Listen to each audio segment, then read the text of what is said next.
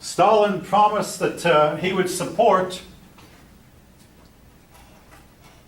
in China. China was having a civil war between Mao Zedong, the communist, and Chiang Kai-shek, the Westerner. He promised to support Chiang Kai-shek. He didn't. He supported Mao Zedong, and the communists won. So you're in a friendship with a man who doesn't keep his word. And also, these kind of friends will be pointing out to you, hey, when we remind us, so hey, you promised to give free elections to Eastern Europe. He said, well, you people in the United States are supporting dictatorships in Latin America. And folks, this was true. And if you could meet some people who've known me down through the years, some of them could tell you all kinds of things about me. Some of it might actually be true, and some of it might contain a little bit of truth, and some of it would just be pure fabrication and imagination. And some of it, the other person would be on the wrong side of the issue, pure and simple.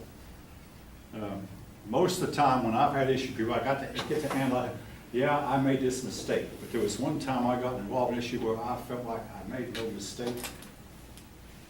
The other person was totally wrong.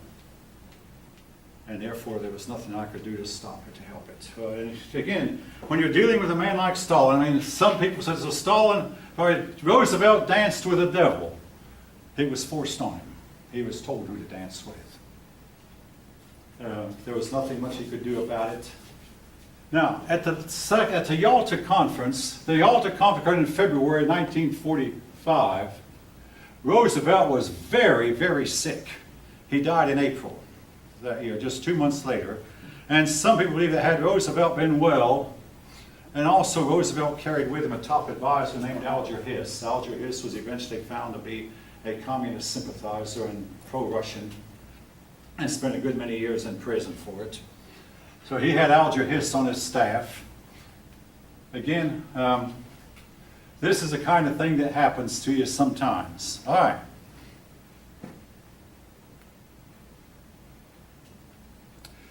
Anyway, now I'm a little bit behind, so I'm going to kind of make a long story short. The GI Bill was passed during the war, and it was really effective after the war. It's still on the books.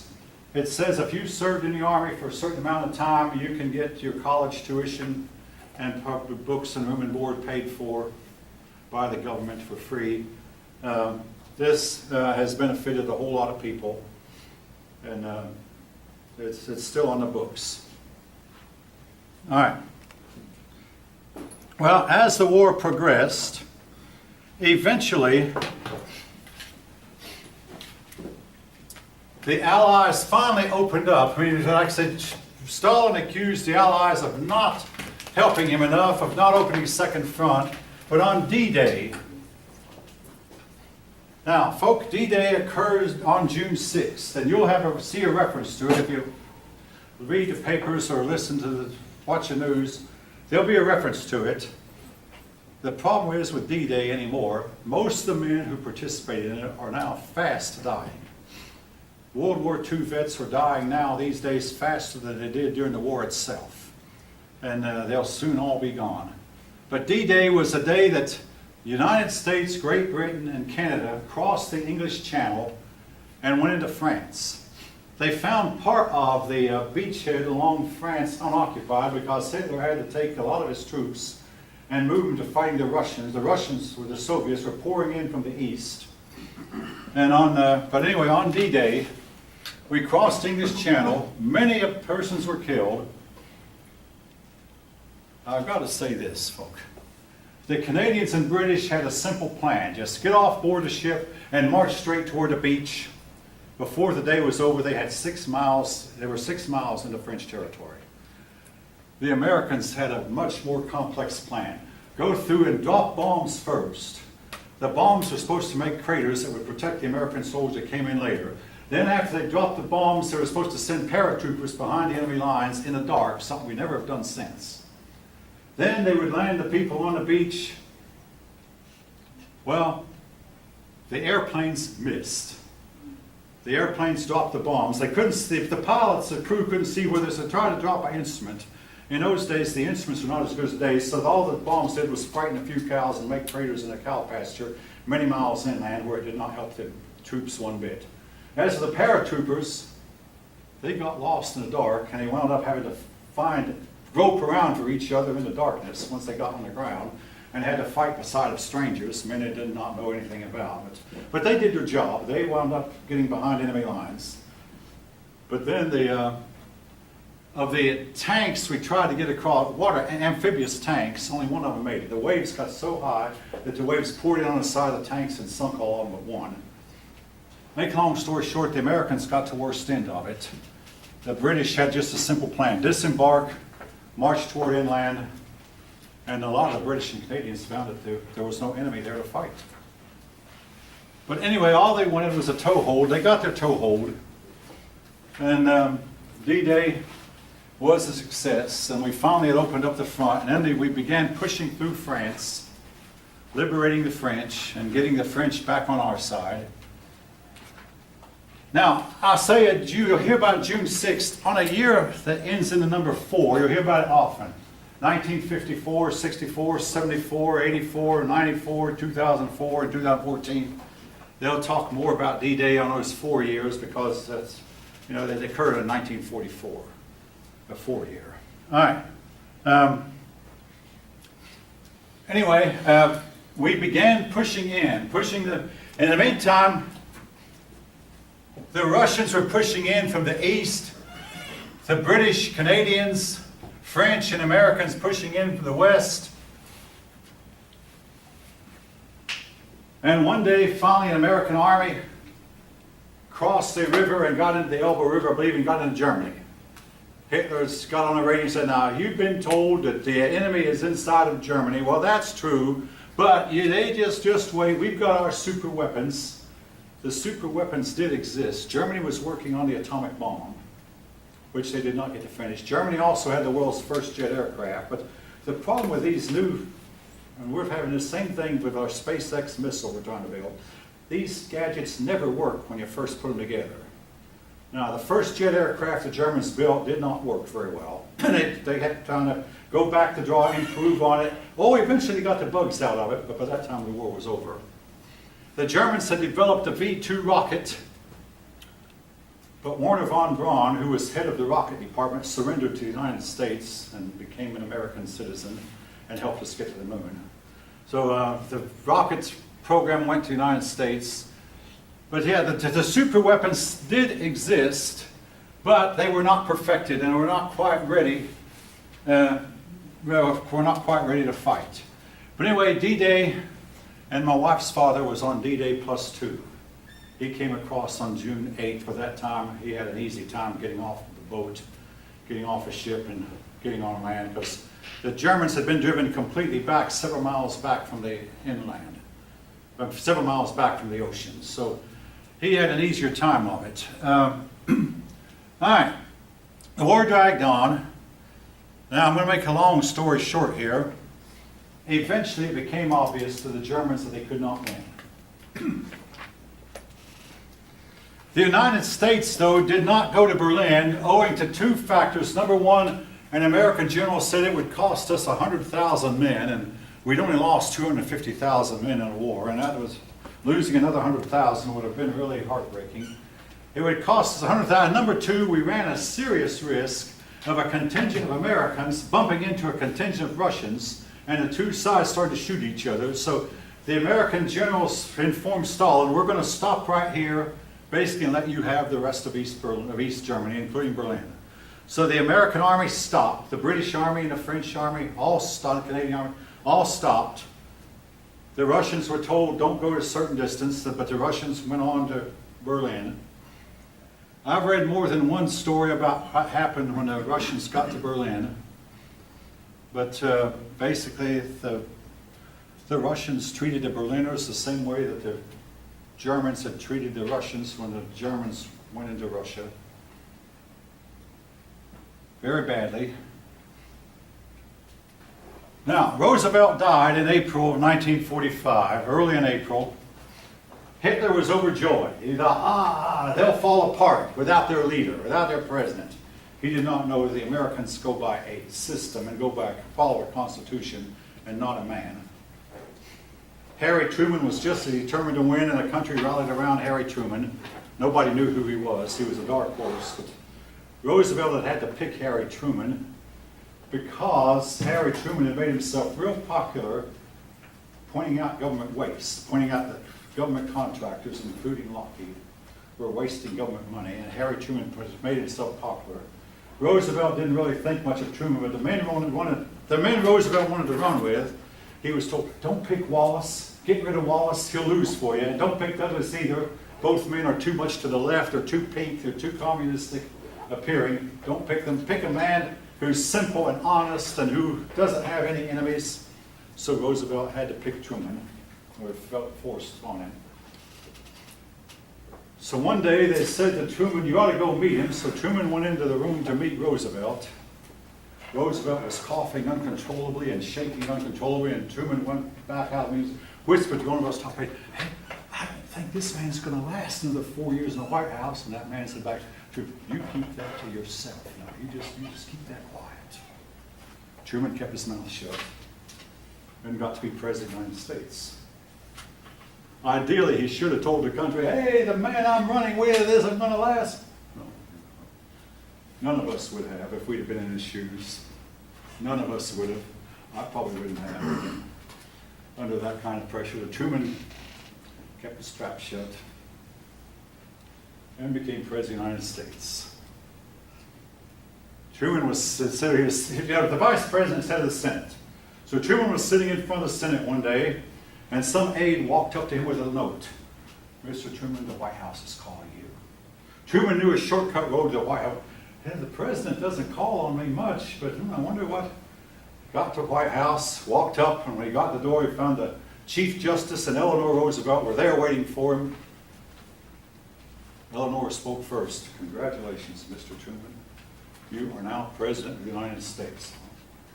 You're President of the United States. My husband has just died. Well, they felt like they should find a Bible. There was one in the White House, so they found a Bible. The Chief Justice had Truman put his hand on the Bible, and Truman raised one hand to heaven and swore the oath of office that's pronounced in the Constitution. And Truman became President of the United States. Anyway, the next day, Truman said, last night, the sun and the moon and the stars fell on me. All right, so much for a little bit of... Anyway, like I say, Hitler was overjoyed, but shortly afterward, Hitler was overrun. Hitler spent his last days in a bunker. It has been said that hours before he died, he finally married his live-in girlfriend, Eva Braun by name. Now, someone this morning tried to say that this girlfriend is a niece. No, she got her stories mixed up. As if when Hitler was 38 years old, he fell madly in love with his 19-year-old niece. And she committed suicide on him. And Hitler had to have a buddy stay with him throughout the next couple of days to make sure he didn't do the same thing. Hitler was really just torn with grief.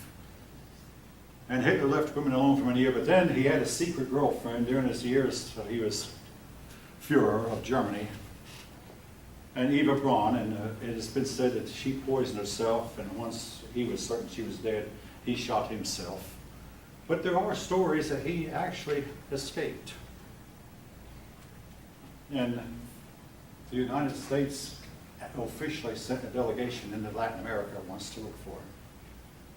Again, the Russians claimed they have his body, or they had his body, but nobody ever saw it. This some of you may have heard. But anyway, Hitler died under mysterious, something else that's highly suspicious, folk. Everybody on Hitler's staff told the same story. Now, if you know anything about investigations, when something happens like the death of your leader, and everybody tells the same story, you can guess they were told what to say. Something every time there's a mass shooting and they start interviewing people, they all tell different stories. And oftentimes the stories contradict you. When that mass shooting occurred, 26 young people were killed in Newington, Connecticut. What actually turned out to be was far from what they initially told us. Again, this is just the natural way of things happening.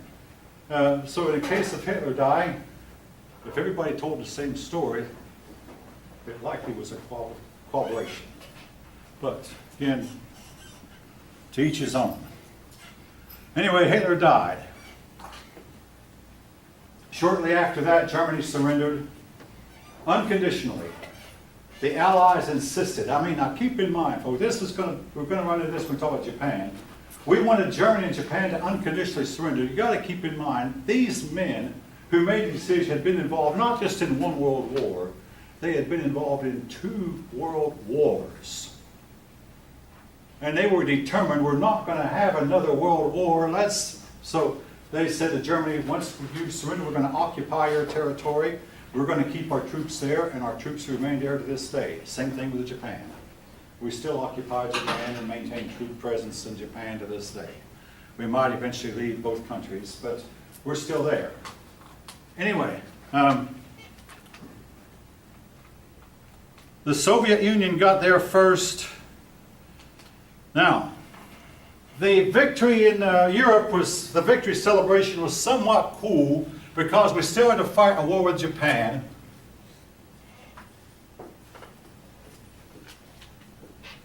The Japanese were more fanatical about fighting than the Germans were.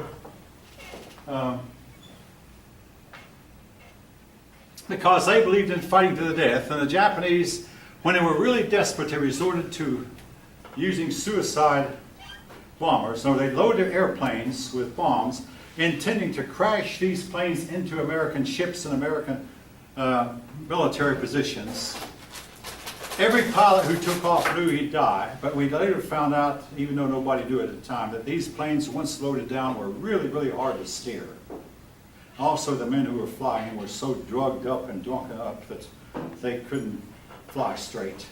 If they'd been on a highway, they'd probably killed themselves or somebody else. But they were in a plane where they were hoped that they could at least have enough sense about it to send their plane right into an American ship, but all the planes hit the water harmlessly. I don't know if any of their planes ever hit an American ship or not, but there's suicide missions, Japan's last weapon, as a desperate attempt as the Americans moved in. Then the Americans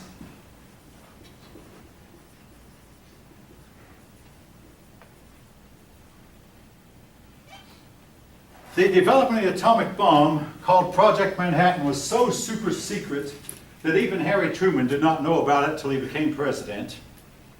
They said, Mr. Truman, do you remember you investigated where the millions of dollars were going into like a black hole and nobody knew where the money was going, and you were told to hands off, to not investigate? Yes, there's that. Well, here's what we were doing with that money. It was the Manhattan Project, working on the nuclear bomb, the atomic bomb. Now, I was asked one time, why didn't we drop the bombs on some uninhabited area just to show the Japanese what we could do? The answer to that is, folks, these things were expensive, number one. Number two, we only had 2 of them. It would have taken us months to build another one. The Japanese were so fanatical about fighting, we dropped the first one on Nagasaki, Japan. The Japanese didn't surrender. So we dropped the second one, which was our last one. But nobody, the Japanese were never told that, obviously. We dropped the second one on Hiroshima, and at that point Japan surrendered. The dropping of those 2 bombs killed about 140,000 Japanese, but saved the lives of more than 2 million people. 1 million American servicemen who would have been killed in the invasion, and 1 million Japanese servicemen who also would have been killed. The Japanese would not have quit fighting.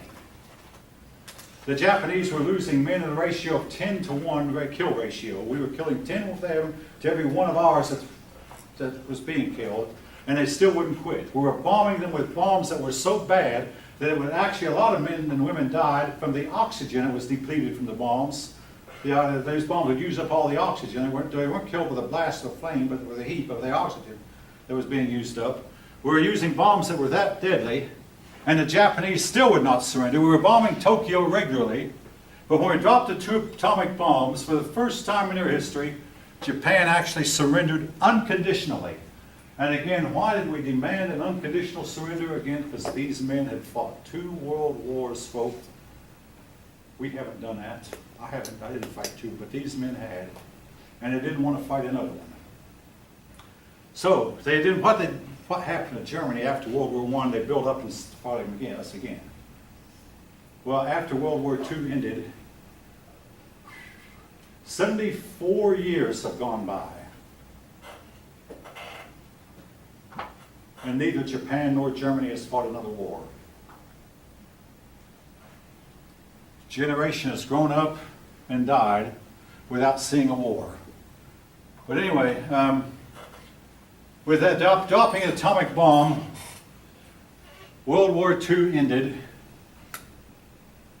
And that takes us up to chapter 26. All right. This make it a bit easier on